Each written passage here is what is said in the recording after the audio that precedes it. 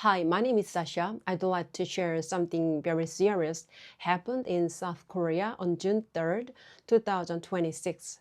It was election day, the national local elections. But what took place was far from normal, and I believe the world needs to know about it. During the vote, polling stations across the country ran out of ballots. Citizens who came to vote were told to wait or, in some cases, to return later. Some people waited for hours. Some gave up and left.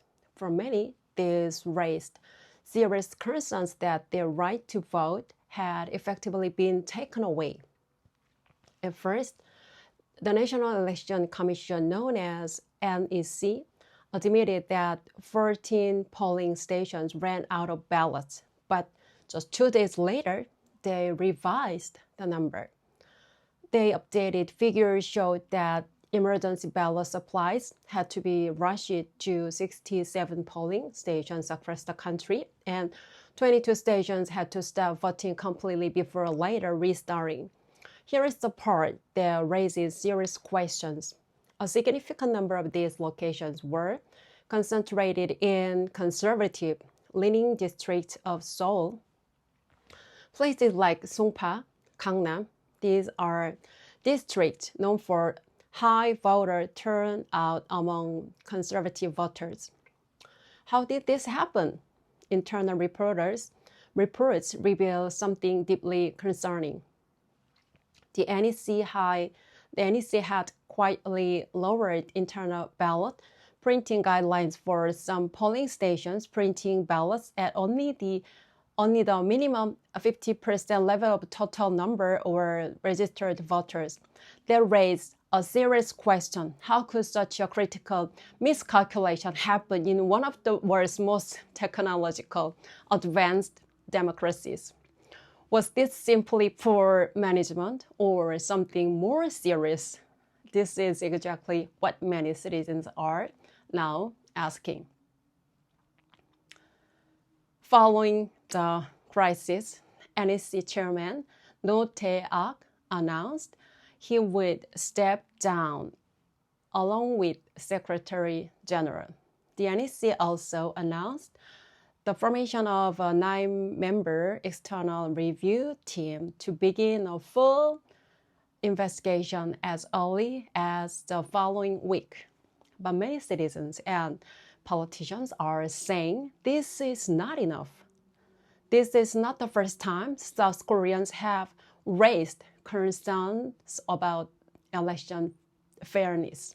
Questions have surfaced after multiple elections in recent years. Even former President Yoon Suk-yeol had publicly raised serious concerns about the trust and openness of the National Election Commission's systems.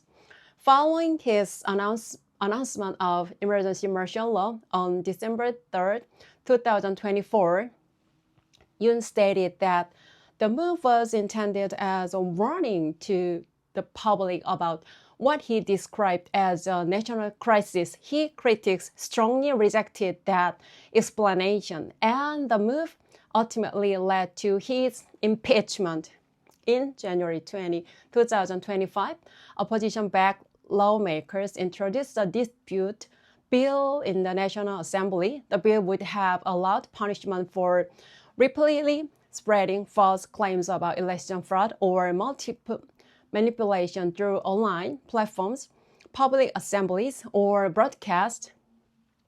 The proposed penalty was severe, up to 10 years in prison.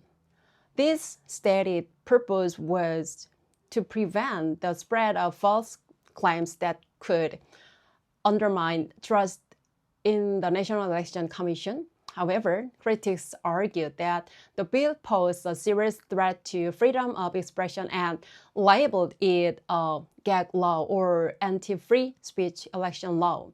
The bill ultimately did not pass in its original form. Following intense public backlash, the controversial punishment clause was removed before final passage. Still, Many reviewed the proposal itself as deeply concerning in a democratic society. Thousands of citizens gathered in the streets calling for re-election. Reports and testimonies from people at the scene described growing tension between citizens and police during protests surrounding the election controversy. At one polling station in Jamsil, citizens and police faced off over the removal of the ballot box. The standoff became symbolic of the broader public distrust surrounding this election. The NEC is an independent institution in South Korea and has historically operated with limited outside review. Some politicians pointed to a similar case in Germany. In 2022, Berlin Constitutional Court declared the city's 2021 local election invalid due to ballot shortages and management failures, ordering a re-election regardless of which side won or lost. Elections are the most fundamental right in a democracy.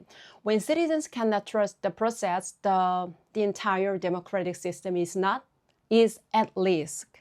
The people of South Korea are asking for answers. They are asking for openness, and they are asking for a fair re-election. If you believe in democracy, wherever you live, please share this story. The people of South Korea deserve to have their voices heard.